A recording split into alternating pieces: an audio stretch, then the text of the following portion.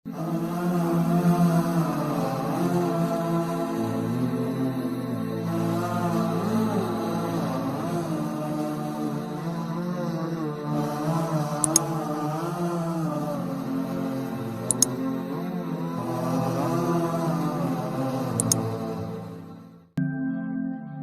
yang Allah pengen ngasih dia kebaikan, Allah uji. Hah? Kok gitu caranya? Ternyata kayak gitu rahasianya. May yuridillahu bihi khairan, may yuridillahu bihi khairan. Siapa yang Allah pengen ngasih dia kebaikan, Allah kasih dia musibah atau ujian. Kenapa bisa seperti itu, Ustaz? Fa inna ma'al usri yusra. Inna ma'al usri yusra. Seolah-olah Allah bilang di dalam ayat itu, kalau kalian mau dapat kemudahan, biasanya lewatnya kesusahan dulu. Kalau kalian pengen dapat keberuntungan, biasanya dapatnya kerugian dulu. Tapi keberuntungan dan kerugiannya pasti nggak sebanding. Keberuntungannya jauh lebih besar daripada kerugiannya. Kerugian itu kayak modal doang, DP. Jadi kalau kita mau dapat kejutan dari Allah, Allah kasih kita DP. DP-nya apa? Ujian, DP-nya musibah, DP-nya rasa nggak nyaman, itu DP tuh. DP terhadap apa? DP dari Allah terhadap hadiah-hadiah besar yang Allah pengen ngasih ke kita setelahnya. Cuman banyak orang yang menolak DP ini. Sama kayak kita misalnya, kalau kita mau ngasih dia hadiah, kita kasih dia kayak kejutan dulu. Dia lagi ulang tahun nih, disiram air dulu. Setelah itu dikasih hadiah-hadiah yang mahal. Rela gak disiram air demi hadiah? Rela, udah siramin lagi aja. Kalau setelahnya ada hadiah. Yang kita gak rela, kalau setelah disiram, disuruh bersih-bersih sendiri dan gak dikasih apa-apa. Kan gak rela tuh. Berarti ini bab iman. Yakin gak kalau Allah tetap ngasih hadiah? Kan sabar dan iman itu ternyata tahu aman, kembar. Kalau kita yakin Allah ngasih hadiah setelah ngasih kita DP ujian, ya kita akan sabar. Gak apa-apa deh, bentar lagi mau dikasih hadiah, digini-giniin juga gak masalah. Dibully, diapain sama Allah, biarin aja. Ya Allah saya sabar, kan bentar lagi mau dikasih hadiah nih. Ini masalah yakin. Tapi kalau kita gak yakin, apa sih maunya Allah gitu kan? Begitu kalimat ini keluar, maka yang muncul setelahnya adalah mengeluh, berputus asa, dan gak akan sabar menghadapi ujian. Ujian, kata Nabi, may yuridillahu bihi khairan. Siapa yang Allah pengen kasih hadiah, siapa yang Allah pengen kasih kejutan, siapa yang Allah pengen kasih pertolongan, siapa yang Allah pengen kasih kebaikan, yusib min, Allah akan uji dia dulu. Ini sunnatullah. Sehingga kalau kita lagi diuji, yang kita lihat jangan ujiannya, apa setelah itu. Gimana ngelihatnya Ustaz gak kelihatan? Dengan mata hati. Istafti qalbak, tanya kepada hatimu, kelihatan enggak? Dengan mata hati. Gimana ngelihat dengan mata hati? Dengan iman, saya percaya Allah pasti ngasih kebaikan setelah ini. Orang Allah sendiri yang ngomong, enggak ada satu huruf pun di Al-Quran yang salah. Apalagi satu ayat, apalagi dua ayat. Fa inna ma'al usri yusra, ditegesin lagi. Inna ma'al usri yusra. Tapi usr dulu, baru yusr.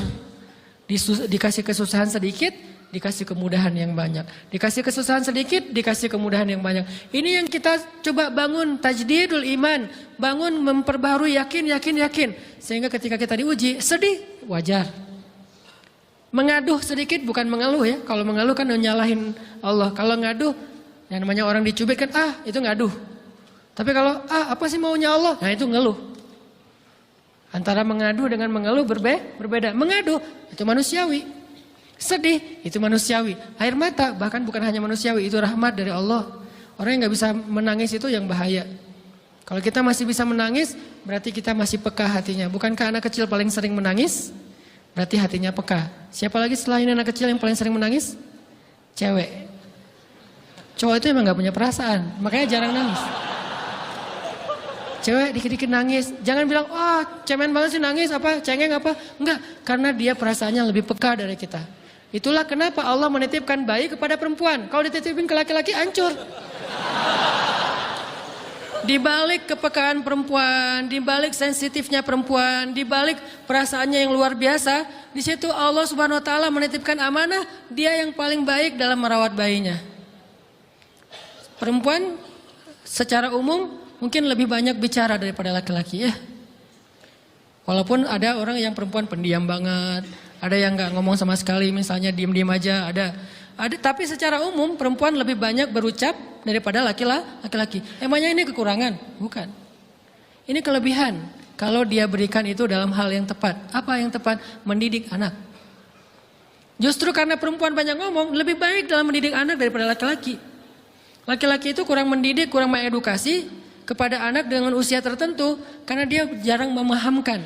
Salah hanya marah, salah hanya ditegur. Kalau ibunya jelasin, nah gini sebelum tidur ibunya yang ceritain banyak cerita. Saya sendiri ngalamin. Sering mana seorang ayah sama ibu interaksi sama anak dalam bentuk verbal. Sering ibu. Jadi menangis itu rahmat dari Allah. Gak apa-apa, nangis saja.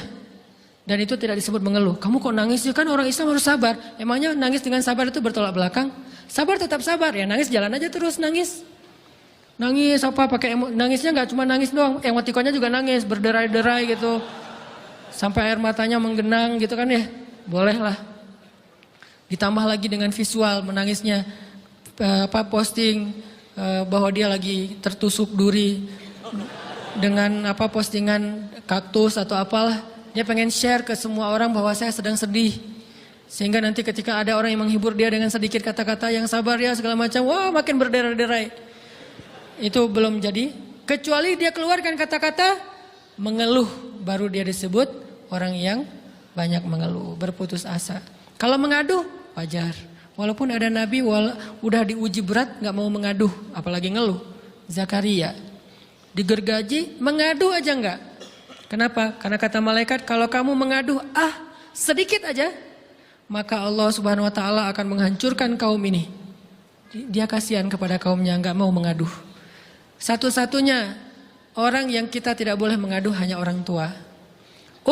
Atau itu mengeluh kalau untuk orang tua. Kalau yang lain nggak disebut mengeluh. Kalau ke teman, malas nggak apa-apa. Jangan sering-sering tapi. Apaan sih? Ke teman boleh. Tapi ke orang tua, saja itu bukan lagi mengadu, itu sudah mengeluh. Khusus untuk orang tua. Kalau di antara manusia. Kalau kepada Allah dan Rasul, pastinya lebih dari itu.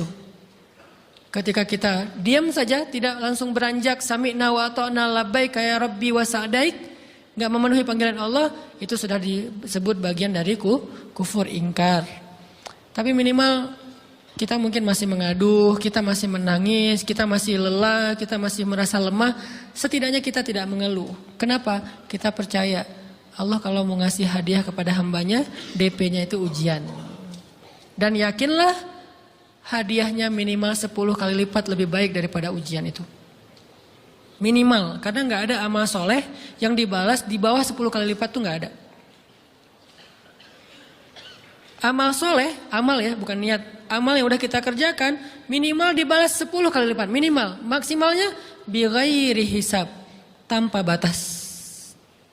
Bighairi hisab, tanpa batas. Ada yang 700 kali lipat kayak sedekah. Tapi tetap aja ayat sedekah di akhirnya ujung-ujungnya apa? Bighairi hisab juga kan? Berarti sedekah itu minimal dibalas 700 kali lipat. Minimal. Kalau kita yakin. Selalu syaratnya kalau kita yakin. Dan saya ngebuktiin itu banget. Saya pernah ngalamin lagi jalan-jalan di sebuah kota yang ada becak kayuhnya, becak sepeda gitu ya. Jalan terus saya bilang, Pak berapa ongkosnya? 20.000. Udah naik aja 20.000. Karena kita keliling-keliling kota, ternyata saya jadi kasihan sama dia 20.000. Kasihan kan 20.000 dibayar keliling kota, walaupun pas mampir beberapa tempat mungkin dia dapat tips ya. Tapi saya nggak tega gitu, dia cerita tentang anaknya lagi sekolah, apa segala macam, makin bikin baper kan. Pas selesai, saya kasih dia 100.000. Dari 20.000 dikasih 100.000 karena kasihan. Dan saya yakin nggak mungkin sedekah itu sia-sia. Kan Nabi bersumpah kan, demi zat yang jiwaku di dalam genggamannya tidak berkurang harta karena sedekah. Demi Allah kata Nabi, nggak berkurang harta karena sedekah. Berkurang harta karena belanja, ya.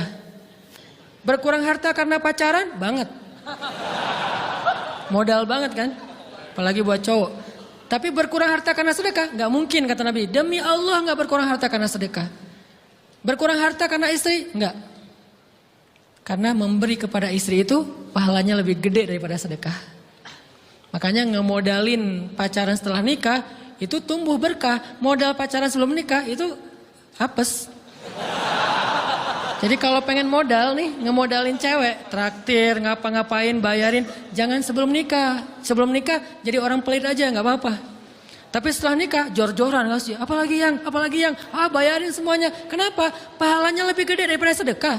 Bahkan lebih gede daripada infak fi sabilillah.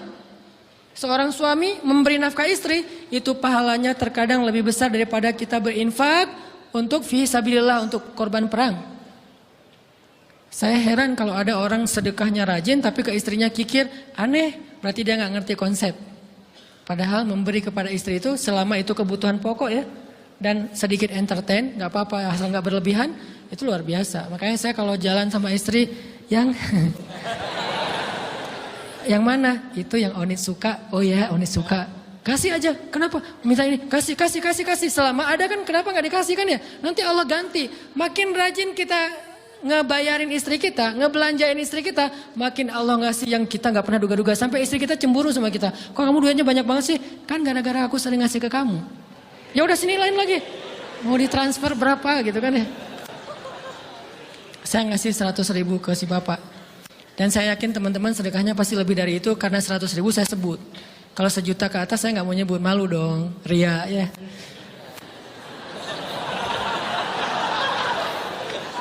Sebenarnya nggak pernah sih. 100.000 deh, karena kan kecil, saya kasih 100.000. Ternyata begitu saya kasih 100.000 dia doa. Nah ini nih pentingnya sedekah ke orang yang membutuhkan tapi nggak minta-minta, dia tulus. Dia langsung doa, ya Allah Pak mudah-mudahan rezekinya lancar, berkah, bertambah dan segala macam, bahagia keluarganya. Doa-doa ini semuanya dikabulkan dalam hitungan hari. Pertama bertambah bahagia rumah tangganya, dapat kecupan dari istri. Dia nganggap suami saya cowok banget sih.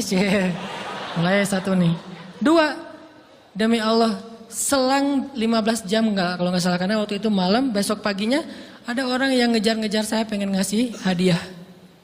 Ustadz saya pengen ketemu Ustadz. Maaf saya nggak bisa ketemu sekarang, lagi rush, lagi tight schedule gitu-gitulah, sok-sok gaya nggak jelas gitu ya. Terus Ustadz saya pengen banget ketemu, dia nggak ngomong pengen ketemu apa. Kalau dia bilang mau ngasih duit kan langsung saya prioritaskan kan ya. Berhubung dia nggak ngomong, ya udahlah. Saya sosok jual mahal gitu, tapi yang namanya rezeki kan gimana kita tolak dia datang kan. Saya nolak, pokoknya sebentar aja 5 menit gak akan ganggu waktu Ustadz. Ya udah besok pagi ya pas breakfast gitu, pakai gaya-gaya dikit breakfast. Pas breakfast, oh ya siap Ustadz, jam berapa? Jam 8, udah janjian jam 8. Mungkin orangnya nih dengar live streaming, Pak jazakumullah khair jaza. Makasih banyak, mudah-mudahan Allah tambahkan rezekinya. Terus beliau besok mau flight ke luar kota jam 8. Akhirnya ngubungin lagi malamnya, Pak Ustadz maaf gak bisa ketemu besok. Karena saya jam 8 itu jadwal terbang. Oh ya udah gak apa-apa, seneng dong saya gak jadi ketemu kan. Tahu gitu kan nyesel saya tuh, seneng. Besok pagi jam 6, Pak Ustadz alhamdulillah ya, ternyata penerbangan saya di-delay ke jam 11. Allah delay penerbangannya demi ngasih rezeki buat saya. Kan luar biasa kan. Ini hikmah kepedean saya, kegeeran kepada Allah gitu. Di-delay demi saya. Kan kadang-kadang GR ya di depan Allah ya. Robbi akraman kan gitu ayatnya. Allah memuliakan saya dengan istighfar tetap. Akhirnya saya bisa ketemu Ustaz. Saya nggak baca WA-nya. Terlambat baca, baru baca jam 8. Dia udah mulai agak putus asa. Kayaknya udah gak mungkin ketemu nih. Jam 8 pas saya baca, ternyata orangnya nggak di delay. Ya udah saya balas, ya udah sekarang saya tunggu ya jam 9, maaf cuma sebentar. Nggak apa-apa Ustaz 5 menit. Datang dia. Datang ngasih apa coba? Ngasih duit 200 juta. Demi Allah. Cuman berselang beberapa jam, saya tolak-tolak. Tahu gitu Pak, datang malam ini aja.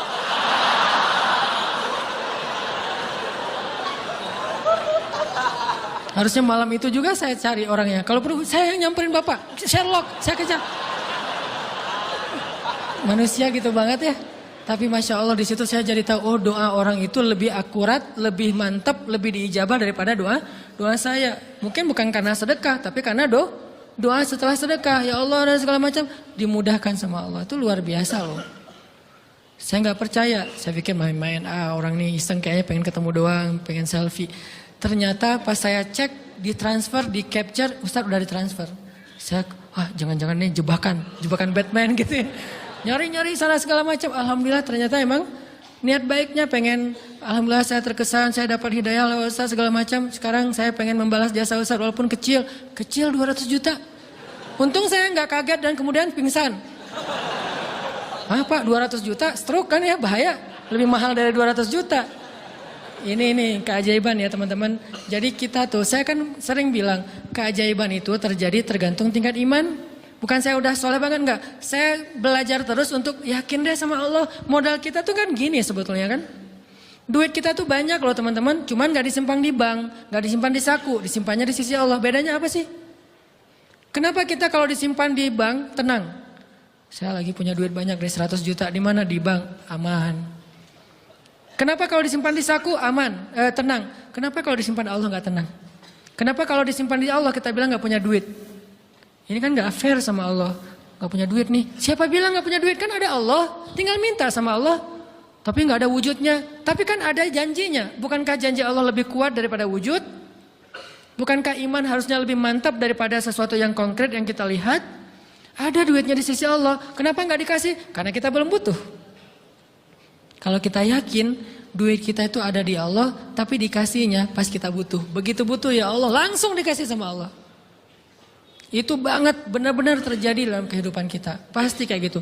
Tingkat tergantung kita yakin apa enggak. Nih, kalau Allah bilang, "May yuridillahu bihi khairan", Allah kalau pengen ngasih hadiah kepada seorang hamba, Allah kalau pengen ngasih kejutan kepada seorang hamba, yusib. Allah kasih dia ujian sedikit aja. وَلَنَبْلُوَنَّكُمْ بِشَيْءٍ sedikit بِشَيْءٍ مِنَ الْخَوْفِ وَالْجُوعِ وَنَقْصٍ مِنَ الْأَمْوَالِ وَالْأَنْفُسِ وَالثَّمَرَاتِ وَبَشِّرِ الصَّابِرِينَ. Kami uji sedikit aja dengan rasa lapar, dengan rasa takut, dengan sedikit kekurangan ini dan itu, sedikit. Tapi wabasyiris sabirin, sampaikan kejutan kepada orang yang bersabar. Sampaikan kejutan kepada orang bersabar. Jadi bisa dibilang kejutan-kejutan hidup kita itu munculnya dengan iman dan sabar. Dengan iman dan sabar. Iman artinya yakin, husnuzon sama Allah. Ana inda dhanni abdi bi, aku tergantung prasangka hambaku kepadaku. Sabar, wasta'inu bis sabri was shalah. Minta pertolongan Allah, caranya dengan sabar, kemudian dengan sholat. Pasti Allah tolong. Ustaz, saya udah sabar, sabar lagi. Isbiru wasabiru. Kalau udah sabar, bersabar lagi. Sampai kapan Ustaz? Sampai Allah Subhanahu wa taala benar-benar mengakui kesabaran kita. Setelah itu Allah pasti kasih.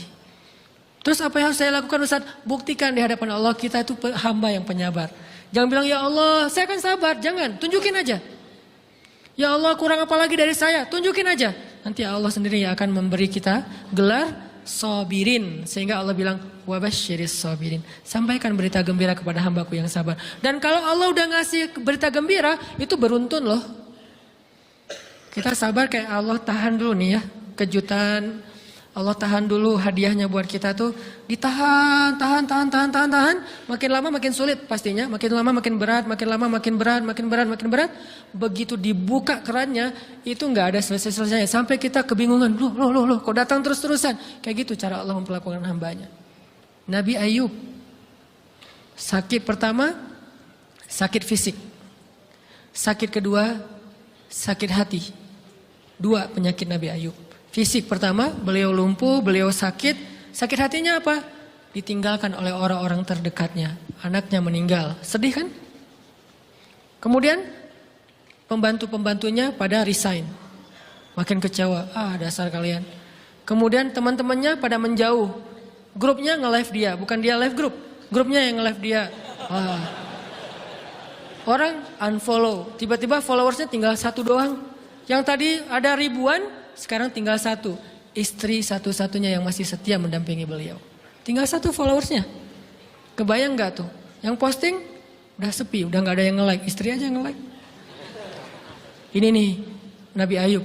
Ditambah lagi datang keluarganya ke rumah Nabi Ayub. Gak mau ketemu dalam jarak dekat. Dari luar ngomongnya, Ayub Kami gini. Kemarin kamu harta kamu tuh kan kamu ada masalah minjam duit karena istri kamu ini. Gimana nih bayarnya? Terus mereka tutup muka, nggak mau tertular. Mereka bilang jangan dekat-dekat dengan Ayub. Yang lebih parah lagi ada yang sampai nuduh gini. Ternyata ya kamu itu selama ini bukan orang soleh. Selama ini kamu tuh pura-pura pencitraan ordai. Ini buktinya nih. Ternyata akhirnya Allah tunjukin juga borok kamu, aib-aib kamu. Ternyata kamu itu selama ini orang munafik. Jadi Nabi Ayub malah dituduh orang jahat, orang yang terkutuk, yang selama ini mencitrakan diri sebagai orang baik gara-gara sakit itu dituduh demikian. Sedih luar biasa. Bertahun-tahun, ada riwayat mengatakan 17 tahun, ada yang mengatakan lebih atau kurang. 17 tahun ditahan semua kebaikan oleh Allah, kecuali satu, iman. Sehingga Nabi Ayub tetap yakin Allah maha baik. Pokoknya yakin Allah maha baik. Allah, gimana pun diuji, Allah maha baik. Diambil anaknya, Allah maha baik. Diambil kesehatannya, Allah maha baik. Diambil hartanya, Allah maha baik. Jadi orang yang tadinya paling kaya di negerinya, sekarang paling miskin di negerinya. Kebayang gak tuh dibalik 180 derajat. Yang tadinya paling kaya, gak ada yang lebih kaya daripada Ayub. Sekarang yang paling miskin, gak ada yang lebih miskin daripada Ayub. Allah maha baik, Allah maha baik, Allah maha baik. Husnuzan kepada Allah. Dan itu gak sehari 2 hari, 17 tahun husnuzon kepada Allah. Pada puncaknya ketika istri beliau harus menjual rambut, gundul, potong rambut, dijual demi apa? Udah gak tahu lagi mengemodalin apa untuk ngasih makan Nabi Ayub. Akhirnya nyari-nyari kerja gak ada yang nerima, jual rambut, pakai jilbab, di rumah gak buka-buka jilbab. Ayub curiga, yang kenapa kamu gak buka jilbab di hadapanku? Enggak apa-apa, kan lagi musim panas, gak apa-apa. Akhirnya Nabi Ayub minta tolong dibukain, ada apa, curiga kan. Pas dibuka udah botak rambut istrinya. Nabi Ayub menangis, kenapa, apa yang terjadi? Istrinya bilang, suamiku gak ada lagi modal buat kita makan. Saya cari-cari kerja sana sini, gak ada yang nerima. Bahkan untuk mandiin hewan aja gak diterima. Akhirnya saya jual rambut saya, mudah-mudahan bisa untuk kita makan beberapa hari. Istrinya keluar, Nabi Ayub menangis, baru Nabi Ayub berdoa. Itu juga doanya malu-malu dan husnuzon. Malu-malu, husnuzon. Gimana kalimatnya? Rabbi massaniyaddur. Ya Allah, saya sakit. Gitu doang ngomongnya. Bukan, ya Allah udah sekian tahun saya sakit, saya gini, saya gitu. Enggak. Ya Allah, saya sakit. Wa anta arhamur rahimin. Tapi tetap ya Allah buat saya engkau yang paling baik. Coba, masih ngomong gitu? Arhamur rahimin, nggak apa-apa. Jadi seolah-olah mau ngomong, ya Allah saya sakit, tenang, saya nggak ngeluh, ya Allah engkau tetap yang paling baik. Gitu coba Nabi Ayub ke Allahnya tuh. Langsung Allah munculkan mata air di bawah kaki Nabi Ayub. Tiba-tiba beliau jadi basah, mandi, sembuh semua penyakit, rontok dengan semua luka-lukanya. Dan wajah Nabi Ayub semua tubuhnya menjadi muda. Yang usianya tadi udah 80-an tahun, tiba-tiba menjadi di antara 35 tahun. Itu usia ideal. Maaf ya, saya usianya kurang lebih segitulah. Usia penduduk surga antara 30 sampai 40 tahun. Itu usia penduduk surga. Dan usia itu mempertemukan 2 kebaikan. Fisiknya sudah sempurna dan akalnya juga, kebijaksanaannya sudah sempurna. Kalau di bawah 30 tahun, fisiknya sempurna, akalnya belum sempurna. Kalau di atas 40 tahun, akalnya sempurna, fisiknya sudah berkurang. Antara 30, 40, 45 ya kurang lebih segitulah. Nabi Ayub menjadi muda lagi. Jadi keren. Persis kayak masa mudanya. Jadi kalau ngelihat foto yang postingan pertama di Instagramnya tuh mirip nih. Kan udah postingan yang ke 1000 ya. Udah berapa tahun dia pakai akun yang sama. Wah, mirip dengan yang dulu. Istrinya datang. Begitu datang, astagfirullahaladzim, ada cowok keren di rumahnya. Tapi mirip Ayub. Cuman gak mungkin ini Ayub. Langsung nyari Ayub, di mana Ayub? Kata Ayub, saya Ayub, saudara, suami kamu. Enggak, kamu bukan Ayub. Suami saya itu udah tua, suami saya sakit-sakitan, kamu bukan Ayub. Mirip sih. Akhirnya, saya Ayub, apa buktinya kamu Ayub? Ditunjukkan buktinya oleh Nabi Ayub. Apa buktinya? Nabi Ayub menyampaikan beberapa kenangan mereka berdua di masa lalu yang gak ada yang tahu kecuali mereka berdua. Itulah pentingnya kita menyimpan kenangan.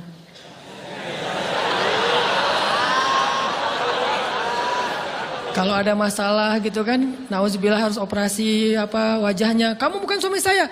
Ada buktinya apa? Ada satu hal yang cuma kita berdua yang tahu. Kalau perlu jangan satu hal, banyak hal ya. Cuma kita doang yang tahu. Orang lain nggak tahu. Pas disebut itu benar, tidak ada yang tahu masalah itu kecuali kita berdua. Akhirnya dipeluk Nabi Ayub ngajak istrinya untuk mandi di mata air yang sama. Istrinya mandi langsung muda lagi. Setelah itu Allah SWT beri mereka harta yang sangat banyak. Lihat kalau Allah udah buka, pertama fisiknya disempurnakan lagi. Kemudian Allah turunkan air hujan. Diturunkan hujan bukan air. Hujannya dinar dan dirham. Di belakang rumah Nabi Ayub itu ada tempat penampungan gandum gitu kan. Ada 2 tempat penampungan. Turun hujan pertama dinar. Sampai penuh penampungan gandum dengan dinar, koin-koin dinar yang 1 dinar mungkin harganya sampai 3 juta. Turun banyak, kemudian turunnya lagi dirham, penuh. Turun lagi di atas atap-atap beliau sampai rumah Nabi Ayub dipenuhi dengan dinar dan dirham. Ini apa? Nabi Ayub kaget. Setelah itu istrinya hamil. Setiap tahun ngelahirin 13 anak Nabi Ayub yang sudah Allah wafatkan, lahir setahun satu, wajahnya, karakternya, namanya semua persis seperti yang sudah Allah ambil. Seolah-olah mereka belum meninggal tapi mereka hanya pergi dan kembali lagi. Dibalikin semuanya. Dan Nabi Ayub lebih kaya berpuluh-puluh kali lipat daripada sebelum beliau sakit. Buah dari kesabaran. Artinya Allah kalau mau ngasih kebaikan yang berlipat ganda, yang luar biasa, yusib, Allah kasih dia ujian sedikit. Itu hadis Bukhari. May yuridillahu bihi khairan yusib min. Allah akan menguji dia. Dan yang terakhir yang kita coba bangun juga, ini saya yang lebih ke perasaan ya. Kalau amaliyahnya mungkin ustadz-ustadz lain mengajarkan amal riyadhah buat sabar segala macam. Ini lebih ke perasaan. Satu, kita yakin emang kita layak dikasih hukuman kayak gini, emang kita banyak dosa. Jangan terlalu besar kepala, saya nggak layak dihukum, saya nggak layak diperlakukan kayak gini. Kalau manusia ke kita wajar, kita ngomong kayak gitu. Saya nggak layak diperlakukan kayak gini sama dia, oke. Tapi oleh Allah layak banget, karena emang kita banyak dosa. Makanya kalau kita nggak kuat lama-lama digituin, banyak istighfar. Yang kedua, husnuzon, lebih keperasaan nih. Oh Allah pengen ngasih saya kejutan, sabar. Sampai kapan? Sampai Allah benar-benar melihat kesabaran kita. Yang ketiga, nah ini juga lebih ke perasaan. Allah itu kalau kangen kepada kita, ngasih kita ujian. Terutama kita yang kalau nggak dikasih ujian, jarang romantis sama Allah. Kalau udah dikasih ujian, Allah Akbarnya tuh bergetar gitu. Allahu Akbar.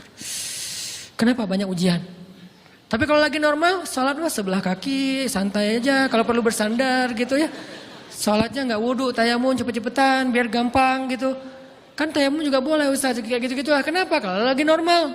Doa, Rabbana atina fid dunya hasanah.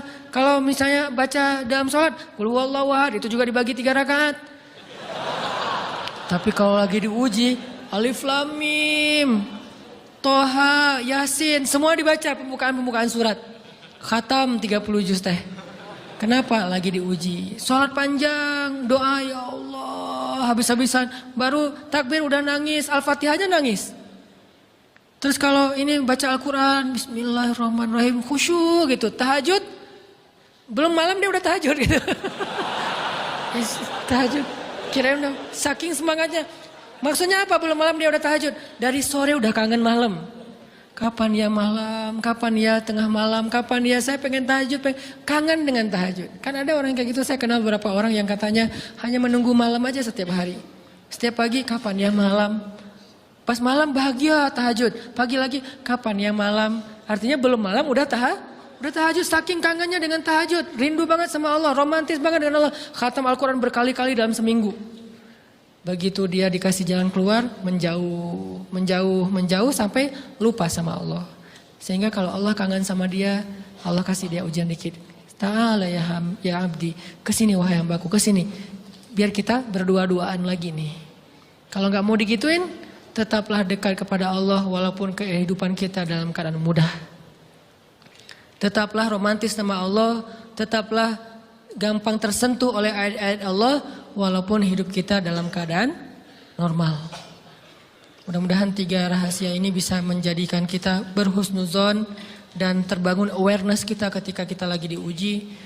Terutama ujian-ujian yang spontan muncul dari kata-kata teman kita, dari sikap orang lain. Langsung ingat, oh saya emang ada dosa yang mau Allah hapus. Oh habis ini mau dikasih kejutan. Oh Allah lagi pengen dekat sama saya. 3 hal ini mudah-mudahan terus kita latih. Awarenessnya yang dilatih, bukan hadis-hadisnya yang dihafal. Mudah-mudahan ketika diuji spontan kita langsung sadar, langsung balik on the track. Insya Allah Allah Subhanahu wa taala istiqomahkan kita fis sarra wa fit dharra, dalam keadaan suka maupun dalam keadaan duka.